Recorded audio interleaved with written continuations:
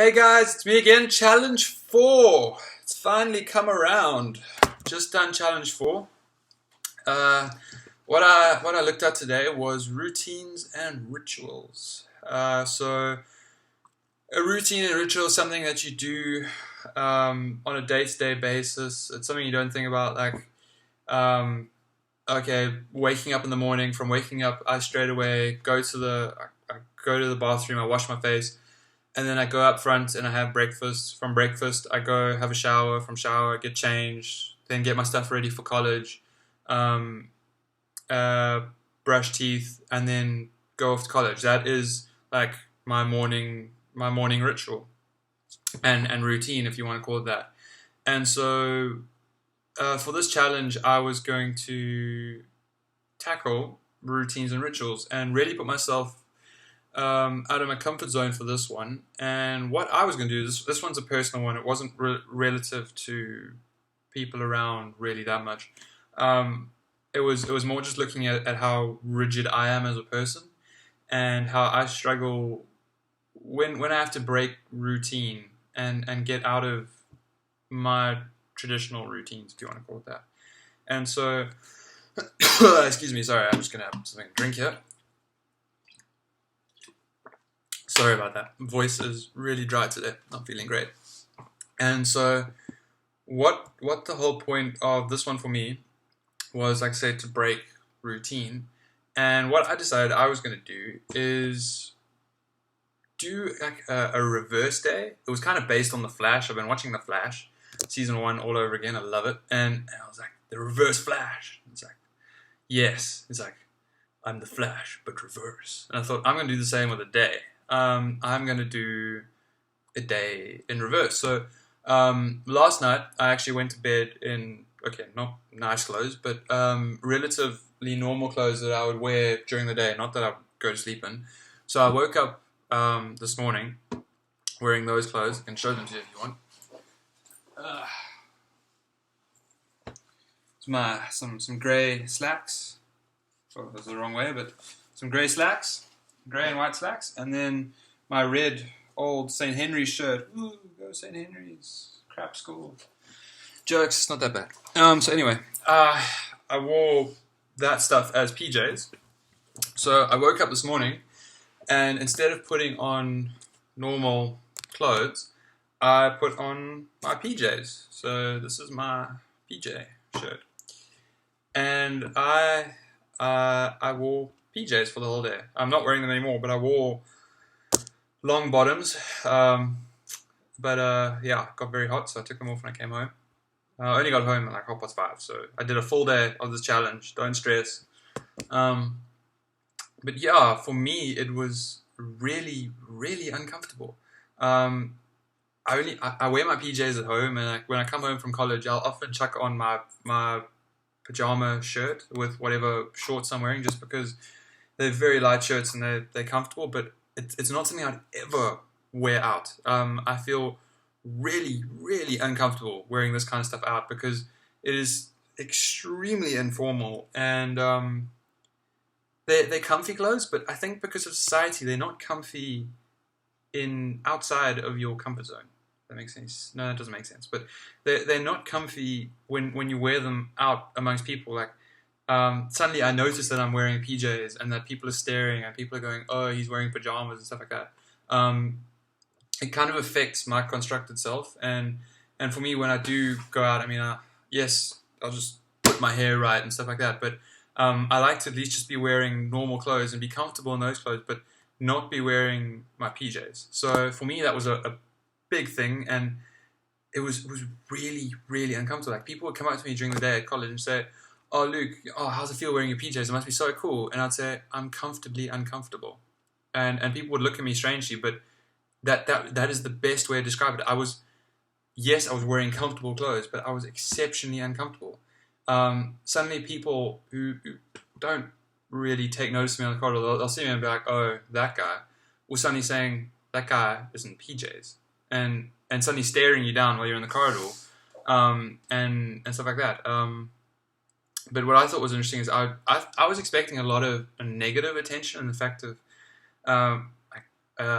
hard stares and people avoiding you and stuff like that. But in actual fact, I got the reverse. Kind of ties in with it being a reverse day, but people were very interested in the fact that I was wearing PJs, and they're like, "Oh, I wish I could be doing that." And I'd say, "But why?" They say, "No, because I love wearing PJs." And I say, "But you would wear your PJs out." And they're like, "Yeah, I used to do that at college when it was some of my friends that had gone to other universities, or like they just do that some days for fun. Like they'll come to college dressed up in other PJs." I'm like, "But don't you see anything wrong with that?" And for them, it was like, "No, this is the coolest thing ever." And so they could totally relate, and they couldn't understand why I was uncomfortable. And so for me, it was completely out of comfort zone and strange. But on top of doing all that, I was going to wear my slippers, but ended up not doing that. I was at a fallen over so many times. But I was also walking backwards for the whole day. And that was just a tie-in, because the whole thing was to break my routines and rituals, but also, okay, it's tying a little bit with society, but if somebody walks backwards in society and goes against the norm, they can be ostracized and looked at very strangely, and people are like, why are you doing that? That's not normal. Have you got a mental disability or something?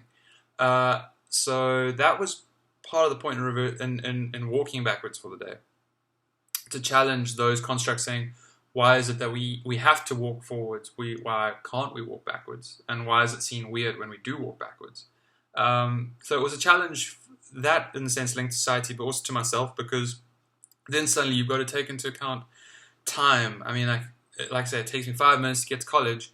Now I have to leave maybe half an hour earlier because walking backwards takes so much more time to get wherever you need to go. And I'm sad to say I actually failed a little bit in this challenge. Next day I was going to walk backwards and do everything reverse. And I set myself up to do it. Got to college and I started walking backwards. And I fell over twice getting from my car to the door. And eventually I literally just couldn't anymore. I had to actually walk normally. It was such a struggle to keep my balance with a heavy bag on. Watch out for cars and people while walking backwards. It wasn't working. It wasn't happening for me. So unfortunately, I failed there, and I'm pretty upset about it, because all these challenges so far I've actually been very consistent and good with, and I've managed to get everything, execute them the way I wanted to. So I'm upset about this, but unfortunately it does happen. But I was pleased to see, reactions wise, to the PJs, that the reactions I expected were completely different to the reactions I got. There were one or two people that fit what I thought, were like, "Oh, gee, she's wearing PJs, you can't wear PJs." But everybody else is kind of like, "Whoa, that's so cool," and I wish I could be doing the same. So I thought that was very interesting. And by the end of the day, I'd kind of gotten used to the fact that I was wearing PJs, and although I was glad to get back into more normal clothes, I'd kind of come to terms with the fact that I was wearing PJs, and I was like, why is it PJs are PJs and they're not just seen as clothes? Why is it we associate them completely with sleeping? Granted, because I was in these exceptionally comfortable clothes during the day, I actually wanted to sleep in almost every lecture, which was bad, but